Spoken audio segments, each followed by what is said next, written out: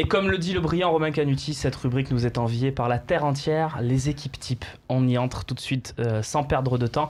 On commence avec celle de René, qui va nous proposer donc son 11, incluant bien évidemment les recrues. Tu peux mettre tes petites lunettes si tu veux pour revoir ce que tu nous as proposé. Pourquoi on voit pas bien là, ouais. Non, ça va. Ça va, tu vois là, t'arrives. Alors voilà. Explique-nous. Alors, on va commencer par la charnière centrale que tu renforces avec Abdenour. Abdenour. Pourquoi ? Parce qu'il y a depuis quand il est parti de Toulouse, il était là à Saint-Étienne, je comprends plus. À Monaco.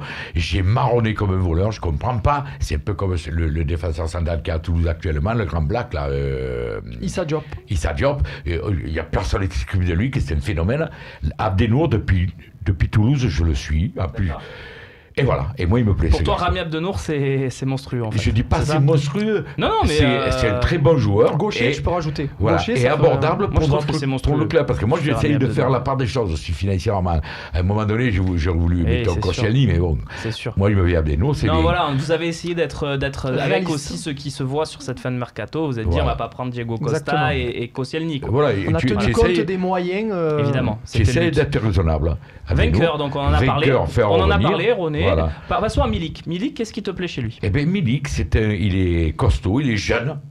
Il rentre dans les plans du profil que veut Garcia. Tout à fait. Et puis un mec comme Milik, parce que là, j'ai mis cette équipe tout autant qu'on continue à jouer comme il joue Garcia actuellement. Mm-hmm. Mais moi, alors les mecs me disent, tu as mis Germain dehors. Mais non, il faudrait quand même que Garcia se pose une question.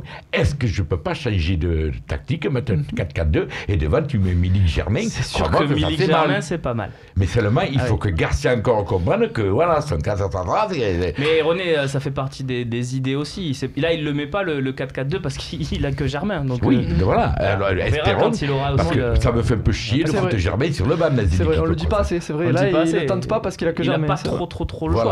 Bon, il peut tenter un Germain NJ, mais bon. Tu t'imagines là, Milik Germain, t'en déconnes pas. Tiens, on va passer à Bastien maintenant, si vous le voulez bien pour. Juste un mot sur Milik, il a marqué ce week-end, c'est un gaucher super attaquant, je valide totalement. Qui revient d'une grosse blessure, mais qui revient bien. Mon équipe. Je valide ton équipe, René, c'est bon. On verra si René valide ton équipe. Pareil, vainqueur au milieu, on en a parlé dans la première partie de l'émission. Vainqueur, on en a parlé, juste changement de système. C'est ton équipe, ça. On change de système, 4-2-3-1. Ouais, ils jouent comme ça des fois aussi. Voilà. Déjà. Comme, ce week-end, ils ont joué comme ça. Donc Christopher Julien, moi, René parlait d'Issa Diop.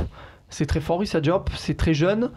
Peut-être un peu trop jeune pour notre équipe, quoique je prendrais bien aussi, mais Christopher Julien, moi j'adore. Ça fait 2 ans qu'on dit qu'il est trop jeune, il commence un peu. Christopher Julien, c'est l'autre de Toulouse. C'est l'autre défenseur central. J'en avais parlé dans un talk avec, au lendemain justement de Toulouse OM.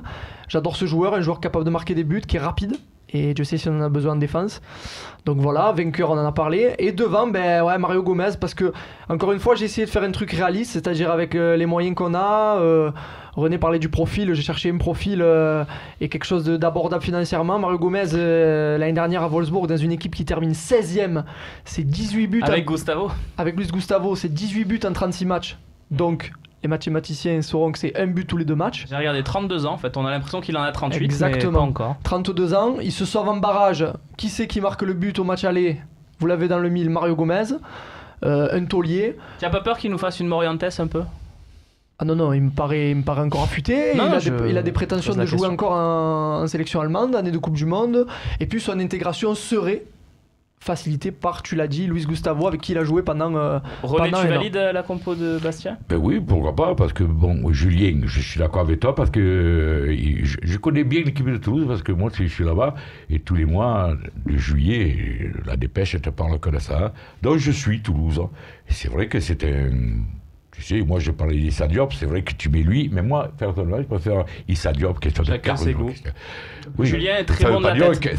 Julien est très bon de la tête aussi. Voilà, ça veut pas dire que c'était pas bien ça. Il manque un peu de bons joueurs de tête dans cette équipe, donc ça peut être une idée. Là, c'est là que les tweetos, ils peuvent donner leur avis. Là. Mais t'inquiète, ils donneront leur avis.